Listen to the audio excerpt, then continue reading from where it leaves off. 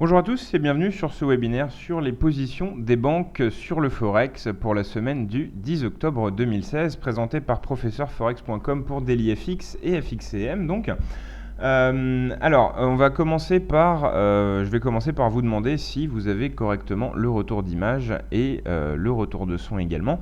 En attendant, je vais donner quelques précisions sur ce webinaire. Je rappelle que c'est un rendez-vous hebdomadaire. On se retrouve tous les lundis à 16 h pour faire le point sur les positions des banques. Alors ces positions de banque, d'où elles viennent? Elles viennent du portefeuille des banques, qui est un service professeurforex.com et offert aux clients FXCM. Dans ce service, qu'on fait, c'est qu'on recherche, qu'on compile et qu'on suit des conseils Forex en provenance de grandes banques telles que Morgan Stanley, Crédit Suisse, etc. On a 17 banques qui sont apparues dans le portefeuille en 2015 et 10 paires de devises qui sont couvertes.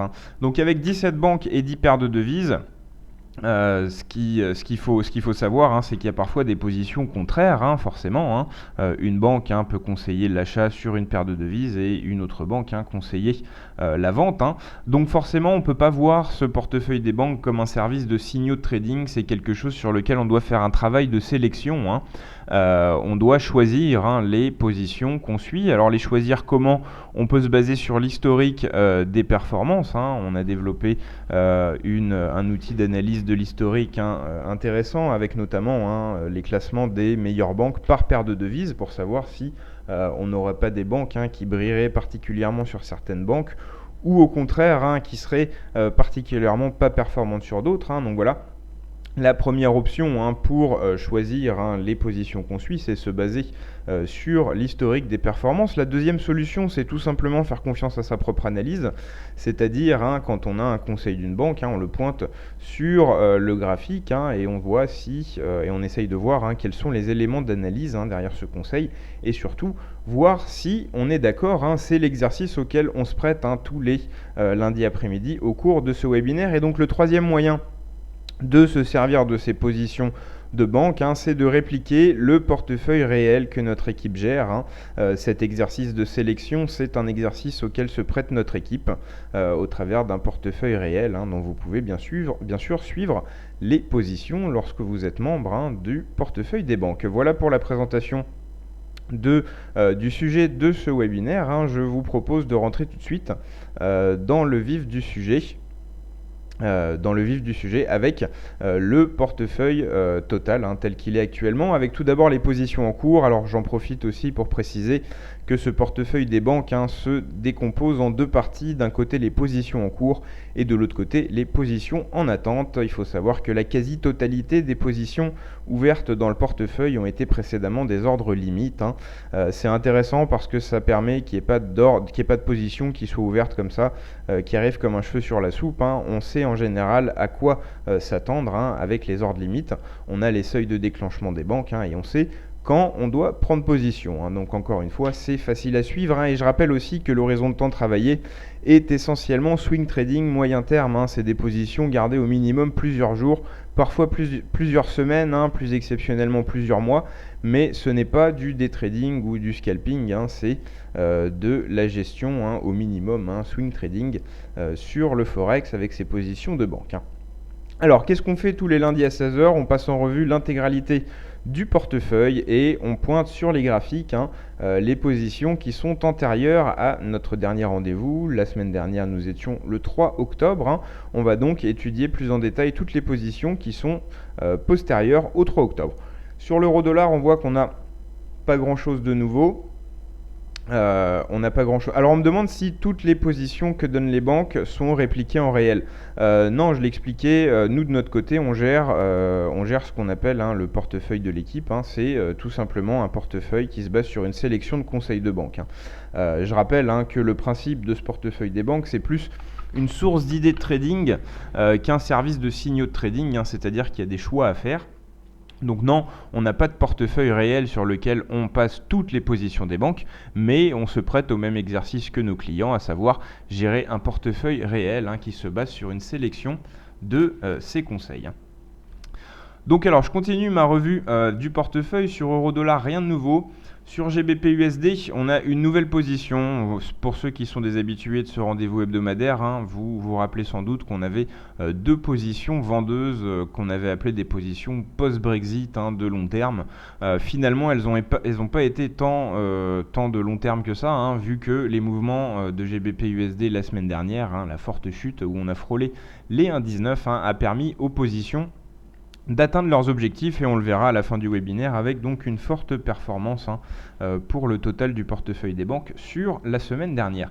Donc voilà, cette position GBP/USD, dans quelques instants, on va la pointer plus en détail sur les graphiques, hein, vu qu'elle est très récente, elle a été enregistrée aujourd'hui. Sur le dollar-yen, on a également une nouvelle position de Crédit Suisse, une position qui a été ouverte le 5 octobre. Une position acheteuse de court terme avec un objectif à 104,25. Hein. On ira voir de quoi il retourne sur les graphiques. Pour le dollar contre le franc suisse, également une position de Crédit Suisse enregistrée le 5 octobre, une position vendeuse de court terme qu'on va voir donc sur les graphiques dans quelques instants. On termine de passer en revue les positions en cours. Hein. On le voit, il y a pas mal de nouveautés cette semaine, notamment sur l'euro-yen. On voit qu'on a deux positions justement opposées qui ont été passées, hein, le 5 et le 7 octobre, hein, avec une position vendeuse de Crédit Suisse et une position acheteuse de Morgan Stanley. Alors là, on ne peut pas forcément parler de position contraire parce qu'elles n'ont pas le même terme, hein. Vous voyez, Morgan Stanley, c'est une position à long terme et Crédit Suisse, c'est une position à court terme, hein. Donc là, l'une peut tout à fait s'imbriquer dans l'autre, hein. On peut tout à fait être baissier à court terme et acheteur à plus long terme, hein. Ça, c'est pas contradictoire, hein. Ça serait contradictoire si c'était des termes égaux, hein, mais on en reparlera, hein, quand on pointera donc ces ordres sur les graphiques. Sur les autres paires, rien de nouveau, hein. On voit que les ordres datent tous de septembre, hein. Notamment cette position AUD/NZD du 9 septembre, hein, qui se déroule très très bien et qui est ouverte dans le portefeuille réel de notre équipe, hein. C'est une position qu'on avait choisi de suivre, hein, et qui se révèle judicieuse, hein, vu que là il y a à peu près, de mémoire, hein, je pense qu'il y a plus de 300 pips de gains latents, hein, sur cette position, sur notre portefeuille réel. Voilà. Alors, on va maintenant passer sur les graphiques. On va passer donc en revue les positions en cours qui sont antérieures au 3 octobre. Alors, je vous demande une petite minute. Je vais reprendre de mon côté les positions, hein, que je puisse les pointer sur les graphiques. Je vais vous faire apparaître le graphique tout de suite. Voilà, donc on va pas commencer par le graphique.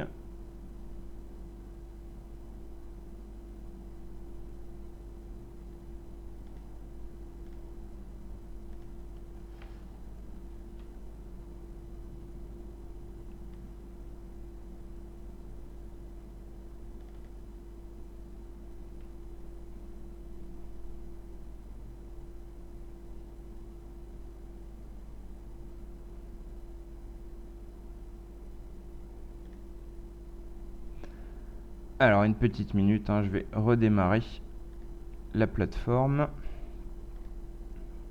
Elle n'est pas passée sur votre écran. Petit souci technique.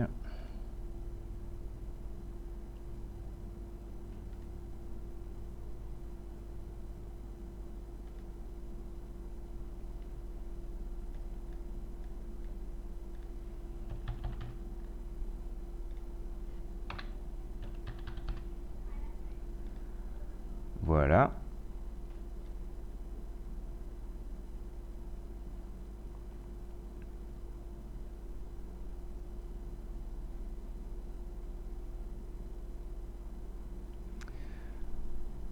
Encore une petite minute.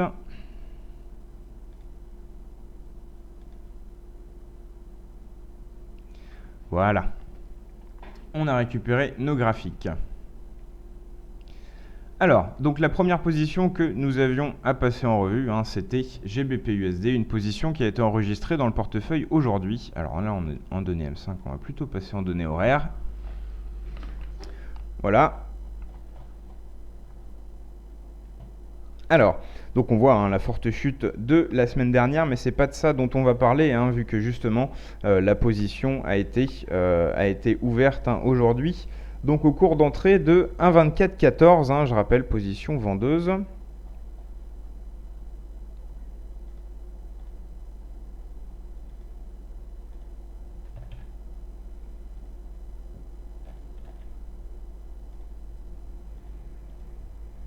1,2414, donc le cours d'entrée, l'objectif 1,16, donc un objectif ambitieux, c'est une position de long terme. On va d'ailleurs passer sur le graphique H4.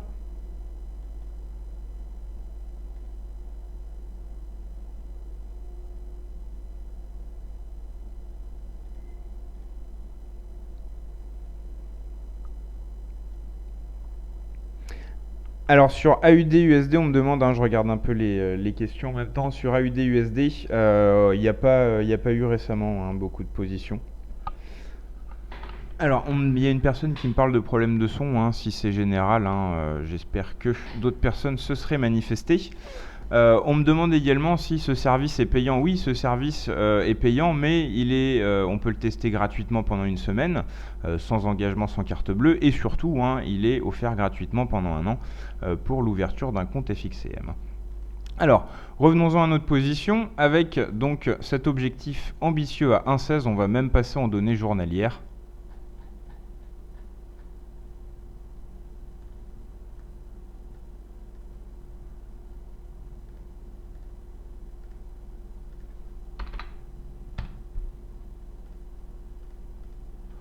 Voilà, bon, peut-être que H4 ça suffira finalement.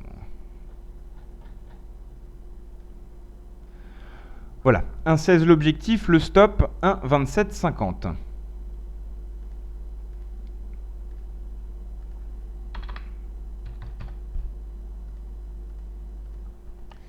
Voilà, donc une gestion du risque correcte avec un stop plus serré que la limite. On voit que ce seuil des 1,2750 correspond à un seuil, si on zoome un peu, voilà. On voit que ce seuil d'un 27,50 correspond à une résistance sur laquelle GBP/USD a buté avant d'entamer donc sa forte chute qu'on a connue la semaine dernière. Donc il y a une justification sur ce stop au niveau de l'objectif. Il va falloir remonter. On ne pourra pas trouver de toute façon dans le passé récent ou même lointain, de plus bas sur les 1,16. Donc là, c'est clairement un pari de la banque, un pari d'extension baissière sur le long terme. Alors c'est vrai que dans le contexte du Brexit, on peut estimer qu'il n'y a pas trop de risques à se positionner à la baisse sur GBP/USD, mais disons que l'accélération baissière de la semaine dernière change un peu la donne. On a quand même eu une forte baisse et on a eu aussi une remontée assez intéressante depuis ce plus bas sur les 1,1904 il me semble. Donc il y a effectivement un certain confort à se positionner à la vente sur GBP/USD. Là c'est une position de long terme qui est appelée à se dérouler sur de nombreuses semaines, voire sur plusieurs mois.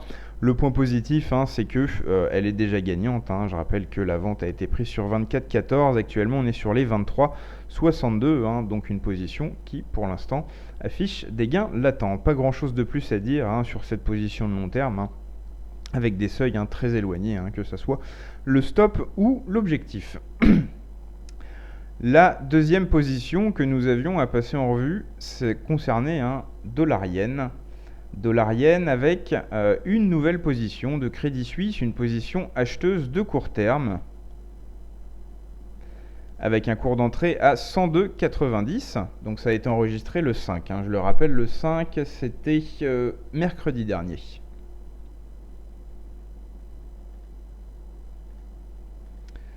Alors 102,90.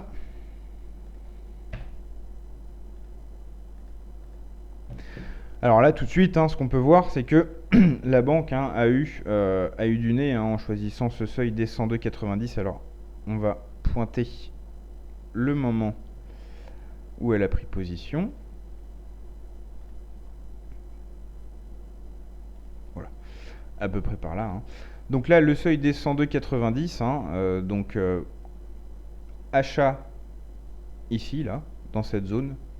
On monte jusqu'à dans la semaine dernière jusqu'à 104,15, donc la position a affiché des gains latents déjà assez significatifs. Ensuite, on redescend, on bute sur la zone du cours d'entrée. Donc la position passe presque jamais dans le négatif. Et là, on remonte nettement. Donc depuis ce matin, on est actuellement sur les 103,60. Il y a 70 pips de gain latent. Et l'objectif est à 104,25. Donc on n'en est pas loin non plus.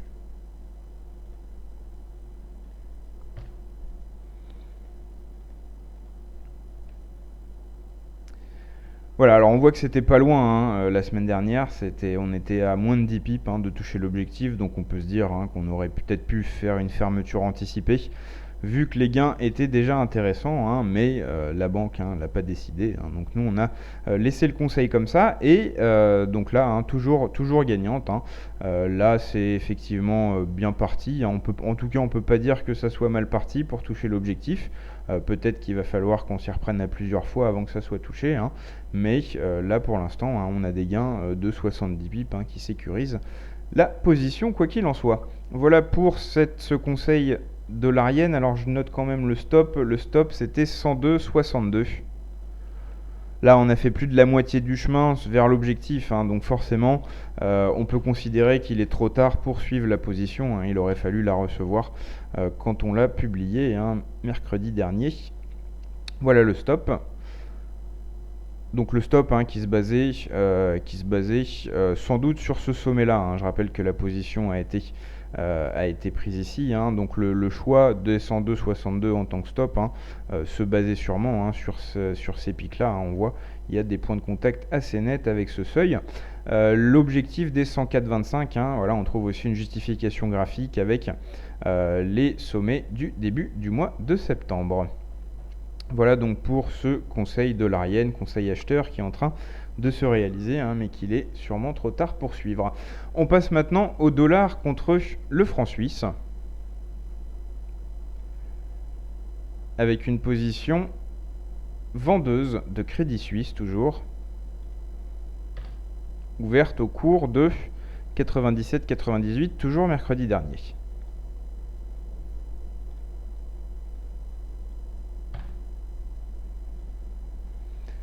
L'objectif 0,96.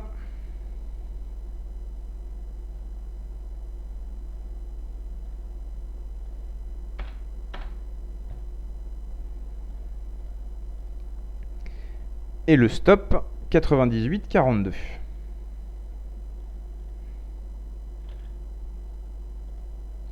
Alors, contrairement à la position précédente, ça s'est pas aussi bien passé pour cette position. On le voit, le stop a été frôlé et a toujours été frôlé aujourd'hui. Bon, ça veut aussi dire que le stop a bien été choisi, parce que là, on bute effectivement sur un seuil, sans que le stop n'ait été touché à tort. Là, on a toujours des chances de redescendre sous le cours d'entrée. Donc, pour l'instant, prudence sur cette position, mais si on en vient à repasser sous le cours d'entrée, pourquoi pas. L'objectif des 0,96, il faut remonter quand même pas mal pour trouver des périodes où on l'a touché. Bon, il n'y a pas de justification graphique particulière sur ce seuil des 0,96 et sur le stop des 98,42. Pas précisément non plus. Voilà, cette position donc qui a failli être stoppée aujourd'hui, mais qui là repart en tout cas à court terme dans le bon sens à suivre. Ensuite, on avait du nouveau un cas intéressant sur euro-yen avec deux positions opposées. On va pas dire contraire parce qu'il y en a une de long terme et une de court terme. Mais il y en a une à l'achat, une à la vente. Donc celle de Crédit Suisse à la vente court terme, toujours le 5 octobre dernier, mercredi dernier. Donc position vendeuse au cours d'entrée de 115,80. 115,80. Objectif 122. Non, pardon, objectif 113,65.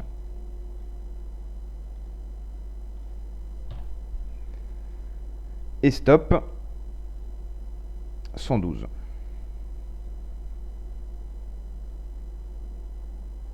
Stop 116,37, pardon, j'ai deux feuilles sous les yeux.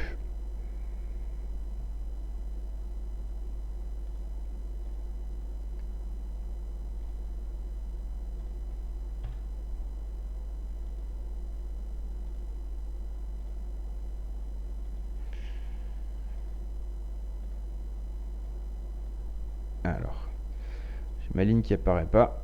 Petite minute.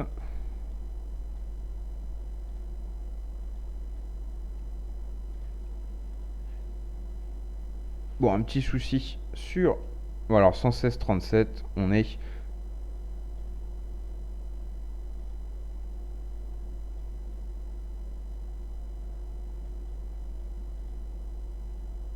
Voilà, on est 10 pips au-dessus de ce sommet. Alors, je sais pas pourquoi.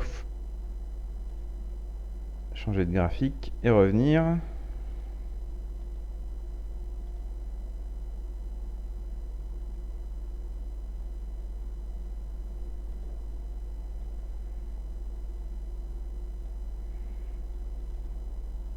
Voilà. 116,37, la ligne est finalement apparue. Ok, donc prise de position mercredi dernier à la vente sur ce cours des 115,80, pardon, pas 68, voilà. Ok, donc prise de position vendeuse sur les 115,80. Donc pour l'instant, on affiche des gains latents. Là, le stop des 116,37 est sans doute lié aux deux sommets qu'on voit ici. Ensuite, qu'est-ce qu'on peut dire sur l'objectif des 113,65 On le voit que ça correspond assez précisément à un ancien support ici. C'est vraiment assez net sur cette période. On le voit qu'il y a 1, 2, 3, 4 points de contact assez précis. Donc là, il y a un objectif qui a une justification graphique claire. Le stop aussi, il se base sur ces plus hauts. Là, il y a des gains latents, mais on voit aussi que le seuil des 115 pourrait s'afficher comme un support. On va le pointer. On voit bien que cette zone des 115, on en a deux plus bas, là, on en a aussi. Ça pourrait être difficile à casser, donc à suivre. Mais pour l'instant, il y a des gains latents et on ne peut pas dire que ça soit une mauvaise position. On va effacer tout ça. Donc je rappelle, cours d'entrée 115,80, objectif 113,65, stop 116,37. Et j'en profite également pour rappeler que ce webinaire est enregistré et que vous pouvez le retrouver quelques instants après sa fin sur la chaîne YouTube de DailyFX. Alors, donc on va effacer tout ça et on va passer à la position de long terme, toujours sur la même paire de devises qui cette fois concerne Morgan Stanley et qui cette fois concerne l'achat. Alors, le cours d'entrée c'était 115,92 et ça a été enregistré le 7, donc vendredi dernier. Je vais pointer le cours d'entrée.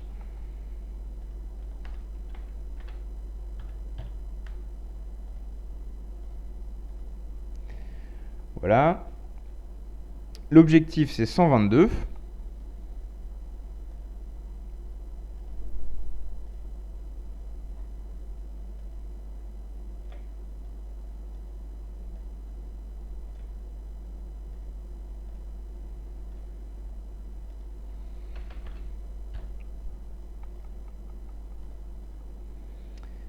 Et le stop 112.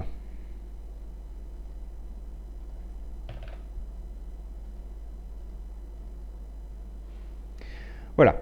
Alors un stop qui se base clairement sur cette zone des derniers creux en date. Le seuil des 122 qui est l'objectif, lui, on le voit assez facilement, qui se base sur ce sommet qui date de juste avant la baisse, ce sommet post-Brexit en fait, ce sommet qui date de la journée d'annonce du Brexit.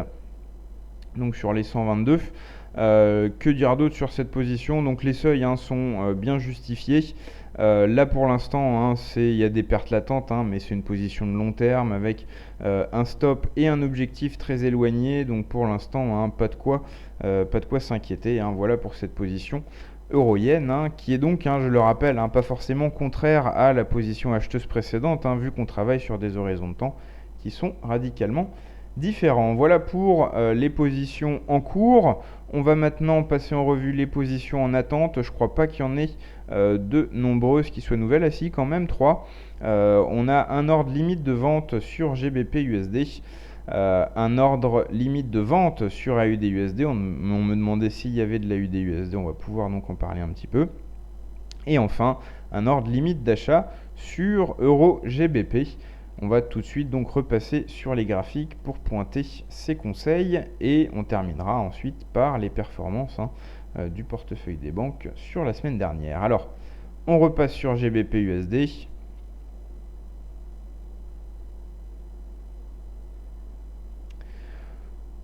Donc, un ordre limite de vente enregistré mercredi dernier. Le cours d'entrée prévu est à 1,2860.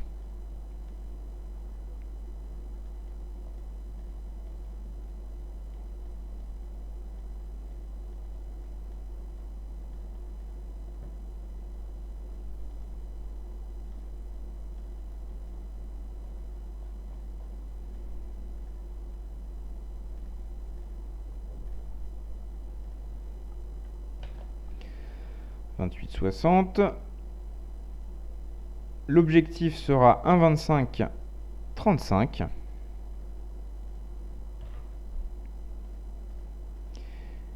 Et le stop 1,2975.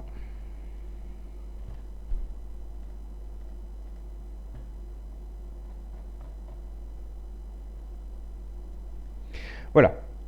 On va effacer ça. Alors là, qu'est-ce qu'on attend, hein? On est actuellement là sur les 1,2360. Ce que la banque attend, c'est une remontée à 1,2860 pour ensuite prendre position à la vente, hein, et viser les 1,2535, pardon. Voilà, je rappelle le principe des ordres limites de vente, hein. On cherche à vendre plus haut que le cours actuel, hein. On attend que ça remonte pour vendre à meilleur compte, hein. Là, c'est donc la stratégie défendue par la banque, hein. On attend que ça remonte à 1,2860. On se positionne ensuite, hein, à la vente avec pour objectif 1,2535. C'est une position qu'on peut qualifier de tactique, hein, qui ne va pas chercher d'extension dans la tendance, hein, qui profite simplement d'un éventuel, hein, mouvement correctif suite à cette forte baisse, hein, qu'on a connue la semaine dernière. Voilà pour cet ordre limite de vente GBP-USD. On poursuit avec AUD-USD, comme je l'avais dit. Ordre limite de vente toujours avec un cours d'entrée à 0,7670.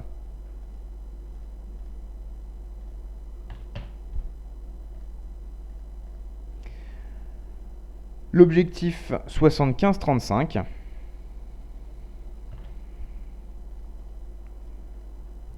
Le stop 77,16.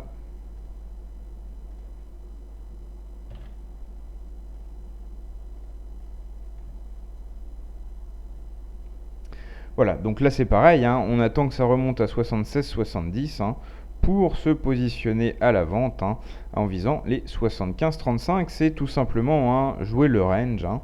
La banque, hein, offre une stratégie ici pour jouer le range actuel, hein, sur AUD. USD, il n'y a pas à chercher plus loin, hein, dans cette stratégie. On attend que ça remonte, hein, plutôt dans le haut du range et on vise plutôt le bas du range, hein, une stratégie assez simple. Et pour terminer, on avait du nouveau également sur Euro-GBP. Un ordre limite d'achat cette fois à 0,8680.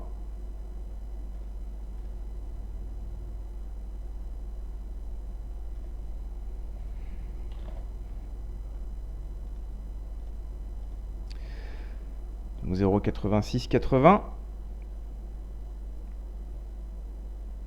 Et l'objectif est à 0,8880.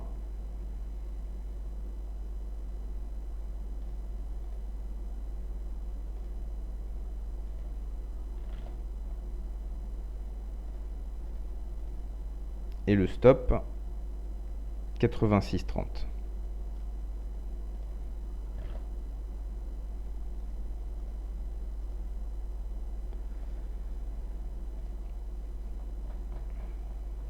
Voilà.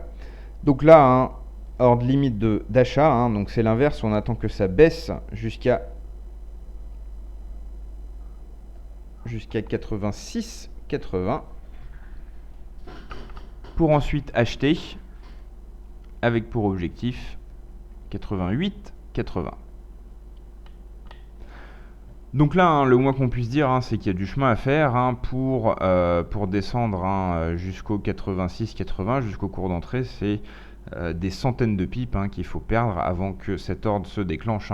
Donc là, c'est quelque chose qui est bien sûr à surveiller de loin. Il n'y a pas d'urgence sur ce conseil. On va donc maintenant terminer. Alors je vais passer une seconde sur les questions.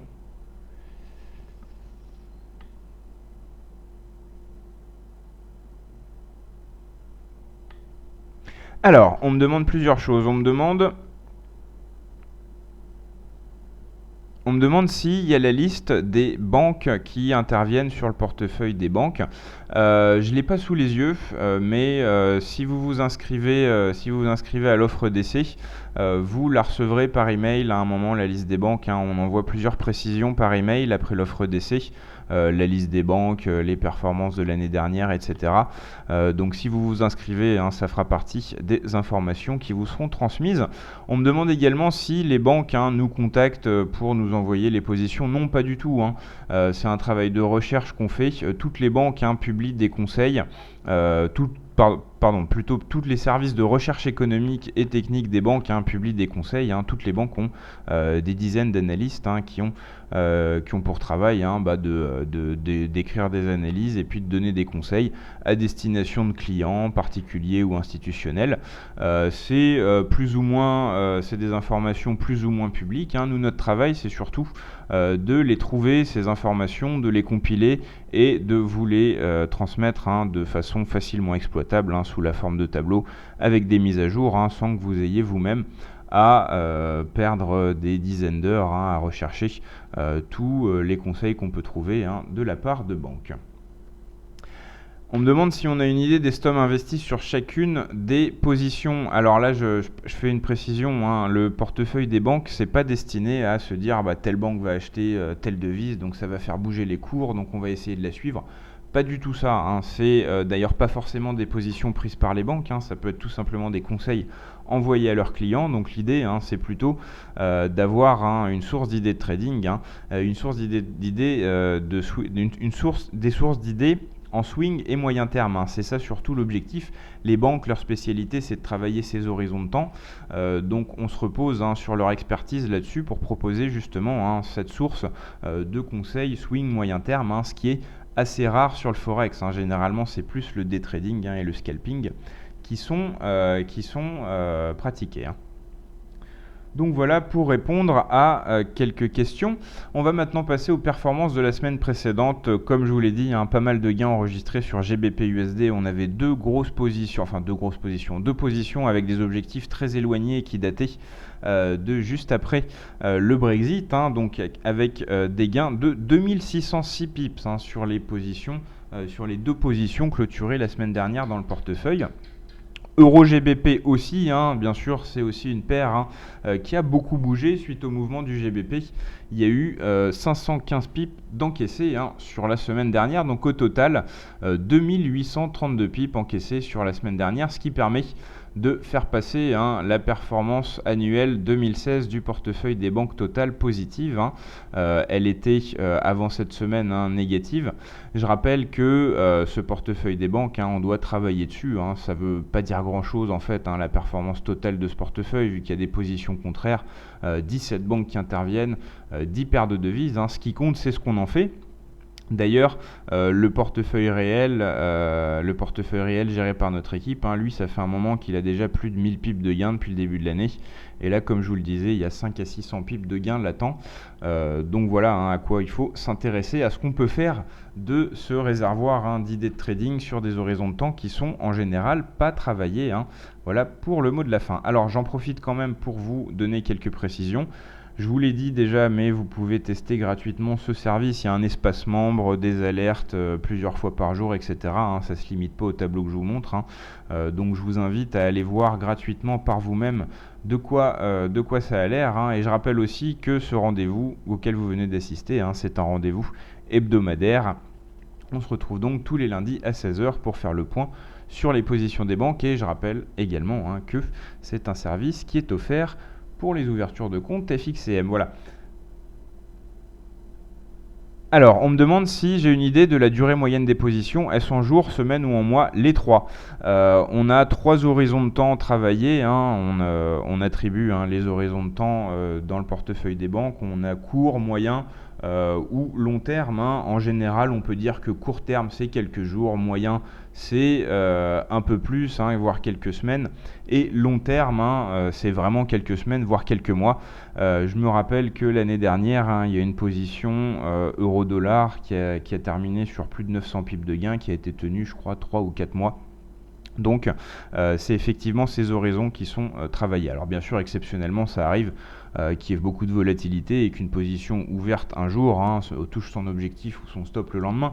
Mais généralement, c'est des positions qui sont tenues plusieurs jours. Je peux peut-être vous apporter des précisions supplémentaires. Je vais regarder rapidement de mon côté la durée moyenne des positions qui sont prises sur notre portefeuille réel. Ça va peut-être répondre plus précisément à votre question.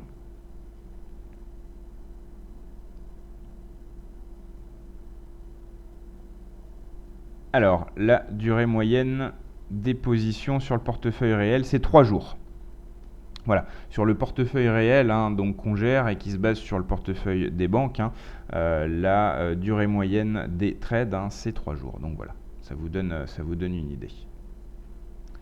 Mais alors, c'est une sélection, ce portefeuille réel, donc c'est pas non plus représentatif. Mais comme je vous l'ai dit, j'ai vu des positions se clôturant en quelques jours, en quelques semaines ou en quelques mois. Voilà, on a maintenant terminé. Je vais donc vous souhaiter à tous une très bonne fin d'après-midi et également une très bonne semaine de trading. Et je vous donne donc rendez-vous lundi prochain à 16h pour de nouveau faire le point sur le portefeuille des banques. A bientôt, au revoir.